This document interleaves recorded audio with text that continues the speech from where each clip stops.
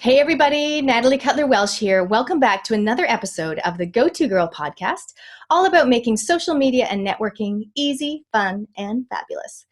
So today I am recording on Zoom.us. So for those of you who are listening on iTunes or Stitcher Radio, thank you very much.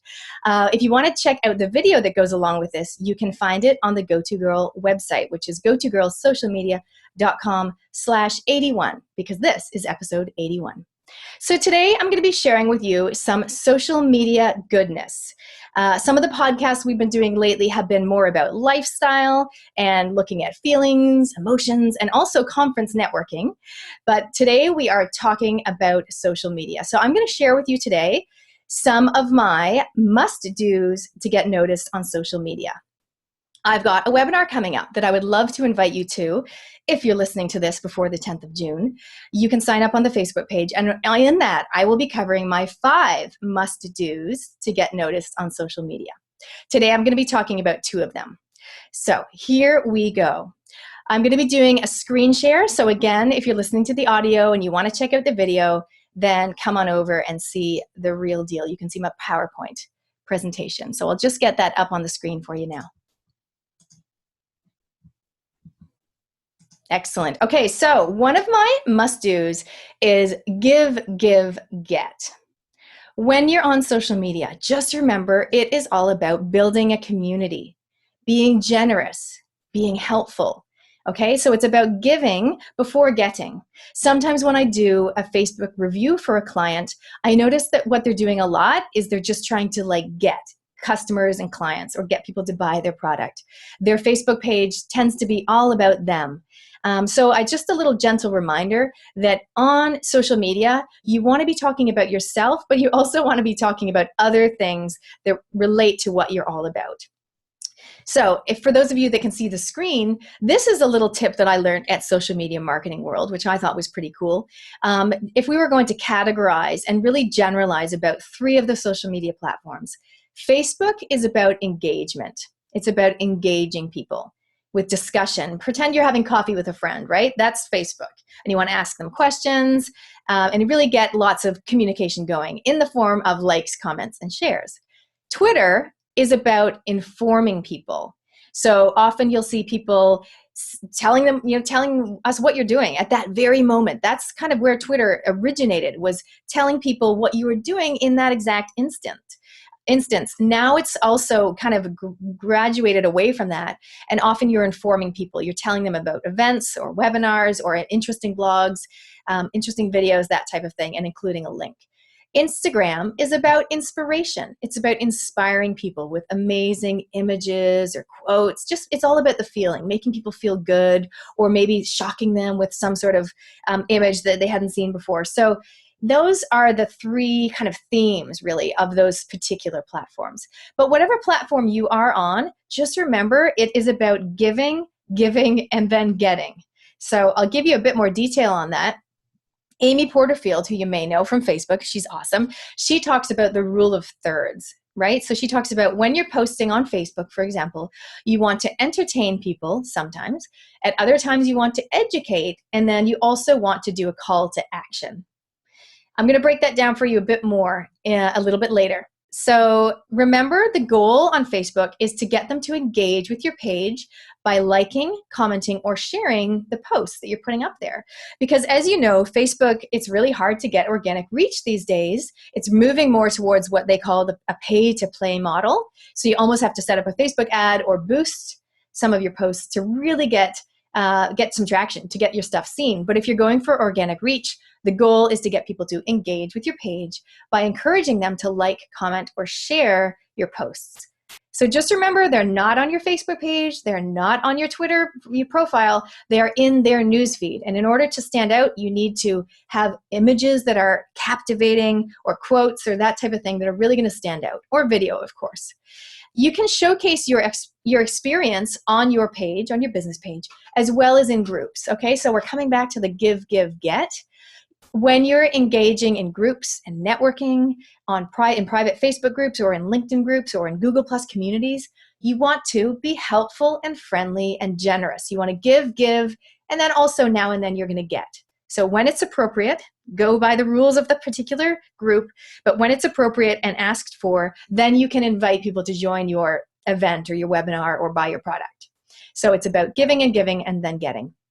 Here's an idea for a way to give, is that you could host a free monthly Q&A session, for example, a question and answer session using something like Google Hangout or using Zoom.us, which is what I'm using at the moment. So you can do that as a live session where you get people to just come on the call and ask you questions. For example, if you're selling an online course and people want to find out more about it, you can say, hey, come on, I'm doing a Q&A session. If you want to ask any questions, come on that. Or if you prefer to ask people to give you questions ahead of time, you can record something on Google Hangout or Zoom.us. You can just record it and you can play it back later. Kind of like this podcast, right? You can just record it and then post it up later at a later time. That is another great way to showcase your expertise and to give to your people.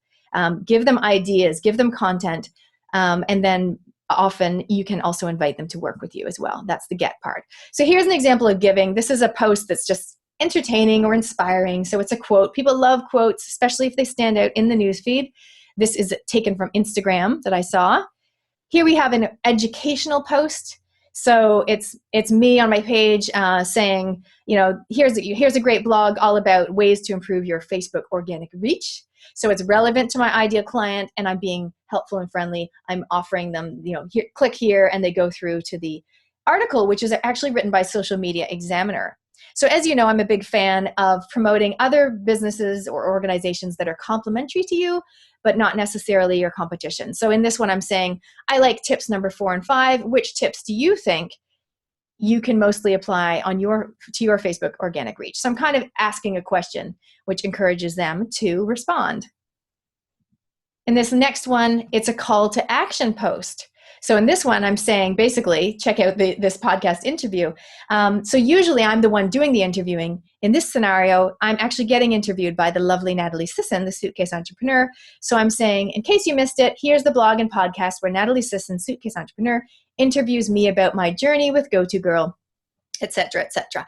So I've used a few hashtags in there. I'm doing a call to action post. So for those of you that aren't familiar with hashtags, I put hashtag podcast, hashtag social media, hashtag blog. What that means is if somebody goes and searches on Facebook for podcast, hashtag podcast, then my post will come up as one of the suggestions, which is great. So my tip for you with hashtags is don't overuse your hashtags in Facebook. People tend to put 2 or 3, whereas you can go crazy on Instagram with hashtags. That's totally fine. Whereas Twitter, you've got much less of a character count, so people tend to put the hashtags right in with their, I think it's 130 or 150 characters. They put it right in there using the hashtags. So you're kind of limited more with your word count. So this is a classic example of a call to action post. I'm actually not asking for money or anything. I'm really just asking for their time and attention in this post. So a call to action post does not have to be, book here, click here to work with me or click here to buy my product. It can be simply something like, anyone else on Pinterest? Click here to follow me on Pinterest and I'll follow you back. That's a call to action. I'm telling them what I want them to do. I'm making it really easy by giving them the link, right? Some other times it might be click here to sign up for my course or my program. But in this case, it's just click here to watch the podcast. Here's a great example of a post, which is I call a this or that post. Okay, so this is one where we're actually trying to engage them. We're not asking them to buy anything. This is from Sarah at the Little Gallery of Fine Arts. She's saying, beautiful birds in calm surroundings. Which one of these mystical paintings is your favorite? Now, the little tip that I gave Sarah was just to make it easier for us to actually comment and let her know. I would suggest before she posts this is to take these images into Canva or Photoshop and add A, B, or C to the top right corner or something like that, just to make it a little bit easier for us to tell her which one is our favorite, because they are so similar that it's hard to really differentiate. What would I say? The one with the birds, the one with the orange, they're too similar. So either choose 2 objects, 2 images that are quite different from each other, or label them with like A, B, or C. That's a this or that post. So going back to my catchphrase, which is tell them what you want them to do and make it really easy. So that is tip number 1, which is number 2 of my 5 must-dos, is give, get, okay? So whether you are on social media or whether you're doing an autoresponder once they signed up to your email and you're doing an autoresponder, or whether you're just sending out your monthly or your every 2 weeks type email or your weekly email, you want to give, and get. So sometimes your email is a give email where you're just giving some great helpful content or a great new tip or whatever. And then another one you might give, and then you want to get. And the get one is the actual call to action email that you're sending out. I hope that makes sense. So whatever you're doing on social media or on your emails, just make sure you're doing the give, get. Okay, here's the next must do. Be consistent and authentic. So whether you're on Facebook, doing a blog, writing an email, or putting out a podcast, you want to make sure that you are consistent and you're also authentic. So when I'm talking about consistency, I'm talking about frequency and timing. You might have a calendar where you plan out what you're going to say on Facebook or Twitter, or blogging. You might decide you're going to blog 3 times a week, but then all of a sudden you realize after a couple of weeks that it's pretty exhausting and time consuming to do that. So whatever you decide to do, just try to be consistent, right? So whether it's 1 blog a week, that's fine, but just keep it consistent to 1 a week. And ideally, be really consistent in the fact that you always put your blog out on the same day each week, right? That way your tribe, your followers will get to know, like, and trust you. They'll get to know when to expect your blog to go live, or in my case, my podcast to go live. So just be consistent with the frequency and the particular day that you put it out on. Same thing with you sending out your emails. I just had a client here. She just left my office. She said, I don't want to do newsletters. And I said, don't even say the N word. Don't think of it as a newsletter. You love videos. Why don't you just do like a video once a month or once every 2 weeks where you send them this great video, which is helpful and friendly, and sometimes asking for the sale, a video, because that's her favorite form of communication. I said, of course, you're going to have a few words in it, but just don't think of it as a big, massive newsletter, because that's so daunting for people or boring for people. Just find the mode that works for you. Be consistent, be authentic. For some people, they have a little trouble figuring out what they're going to put on social media. So you can have theme days to keep it easier, like Free Advice Friday or Motivational Monday or Social Sunday or whatever it may be. But whatever you choose, again, keep it consistent and just be true to you, whatever works for you. Motivational Monday is great. People love inspirational quotes on a Monday to start their week off right. Okay, and doing that, having theme days, your people will get to expect that and really appreciate that, particularly if you've got a private Facebook group that you're managing. Again, you can have theme days that you put up a certain image every Monday, a quote to start off the week or whatever the case may be. Okay, that'll help you. It'll also help your followers. Another idea is to post a testimonial, right? So nothing makes you look better than somebody else raving on about you. So if you've got testimonials on your website, why not post them on social media, Facebook, Pinterest, etc. Maybe starting off with doing 1 testimonial every 2 weeks and just be consistent with that. And instead of just adding them to your Facebook page, why not create an album and then add them to your testimonials album? And that way, every time you add a new image, it goes straight out into your newsfeed. And it also makes it really easy for people to find them in one centralized place. You can also put a call to action, just love receiving great testimonials from happy clients. Here's one from Sandra, who lives in San Diego. And then you go, click here to read the rest of my testimonials. And you send them back to your website, where you send them not to your homepage, but to your actual testimonial page. Okay? So you're being consistent and you're being authentic. You're just genuinely happy about the testimonials. When they click that, they're going to go back to the page. It's going to see maybe 5 or 6 great rave reviews, ideally with an image of the person that's leaving the testimonial, because that adds a great deal of weight and credibility to the testimonial. Okay. And another point is to blog consistently. Like I mentioned earlier, if you're running out of ideas, this is something that Catherine Newton and I did at the VIP event that we ran, gave the ladies the idea of sitting down one day with a pen and paper, walk away from the laptop, sit down and write out 100 blog post ideas. Just do a massive brainstorm on all the ideas that you could write about that relate to your product or your service, right? They don't have to be completely about you, remember? But they just need to relate in some way to what you're about, what you believe in, and the value that you're bringing to your audience. Sometimes it's a guest blog that you'll get somebody else to write for you. Other times it's an interview. Maybe you're interviewing somebody else about their area of expertise. So it is a great idea to bring other people in to help you. And other times it's you just doing your thing and writing out the blog yourself. Like today I'm doing a monologue, whereas many of my other podcasts, most of my other podcasts actually, are interviews where I bring somebody else to share the limelight. And I help to spread the word about what they're doing and the journey that they've been on. So blogging is the same. You can bring other people in. And of course, make sure that you network online in these private Facebook groups that I mentioned, or in a LinkedIn group or a Google Plus community. Get out there, be yourself, be helpful and friendly. And just don't try to be somebody you're not, right? So that if people do then go and meet you in person one day, that there's consistency as to the person they see online versus the person they see in real life. So a lot of people love working with me, Go-To Girl, because I am who I am. And as you probably know, if you've been listening to my podcast for a while, I am animated, outgoing, honest. I'm in your face. I love asking questions that everyone else is too scared to ask. I love asking those types of questions. But I'm also pretty approachable. Like I run these networking events and people love the way I'm just standing there greeting them, and I'm really friendly. I'm also very onto it. I love giving people actionable, specific tips for their particular business.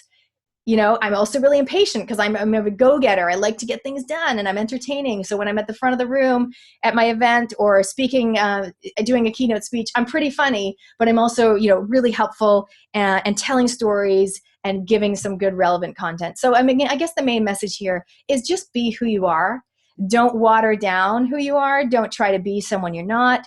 But similarly, if you're just having a bad day or you're just not feeling fab, then that's fine too. You don't have to pretend that everything is bright and shiny all the time if it's not, right? So, I talked about my back injury on a few podcasts a while ago, and that's totally cool. People can relate to the fact that everyone's got pain in some way, whether it be physical or emotional pain, and people can relate to that. They can relate to you as a real person. Here's a great example. Julie Bosale she is the New Moms Nutritionist. She put this blog up not so long ago, and it was all about her real postpartum body. So what she did is she took photos of her with her baby after 24 hours, after 2 days, after 1 week, etc., etc.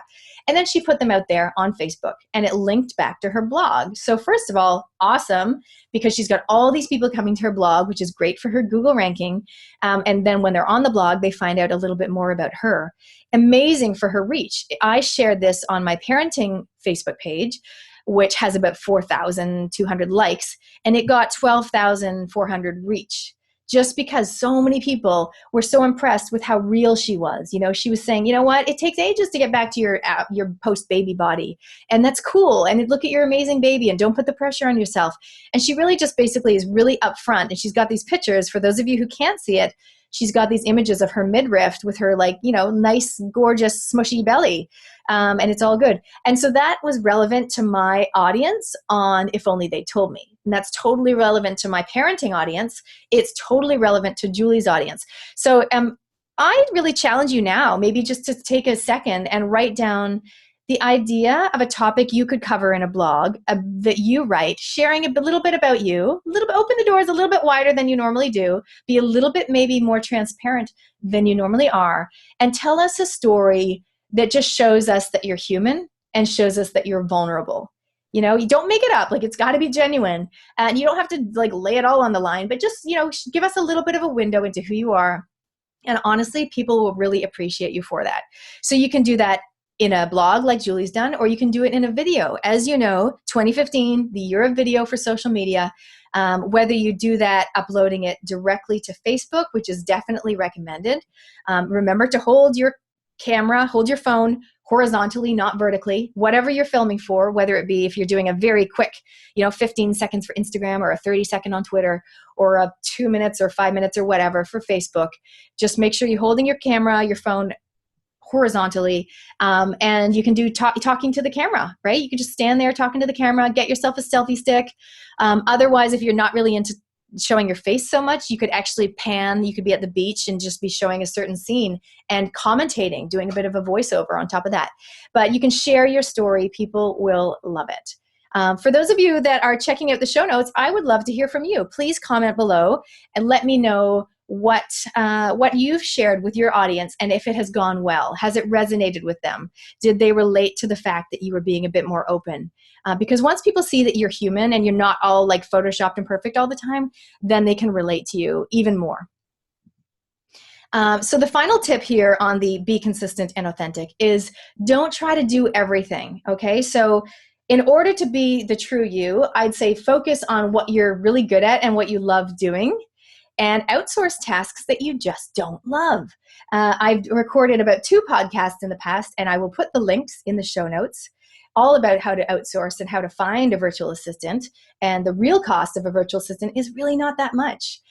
Depending on the tasks you have at hand. As you know, I've got 2 amazing virtual assistants. I've got my website VA and I've got my social media VA, and we use Trello. So here I've got a screenshot of Trello, which is a project management tool, which is free, which is a great way to delegate tasks and keep track of who's doing what and what's been done and the progress and all that type of thing. So the message really here is to be true to yourself. Don't try to be something you're not. And that goes right down to tasks.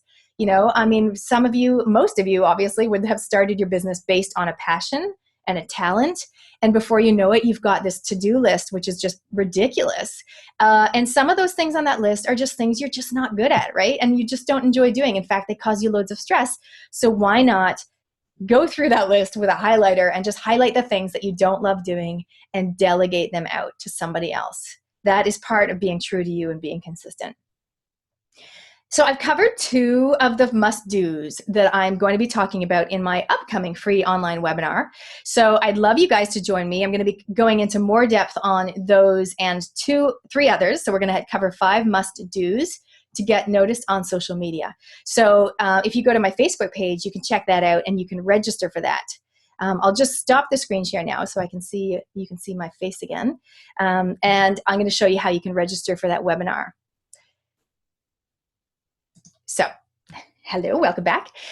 So what I'm going to do is I'm just going to do a screen share in a moment where you can actually register for the free webinar to learn 5 of the must-dos, because I just find people are so overwhelmed with social media. They're kind of struggling. They don't know where to spend their time. I'm going to cover the 5 must-dos in some greater depth. So here I am going to go back to the screen share now, and I'm going to show you the Facebook page. So if you head over to Facebook, you can check out GoToGirl social media. And on the cover, and this is a little tip for everybody, your cover photo on your Facebook page is gold for you, right? Think of it as prime real estate.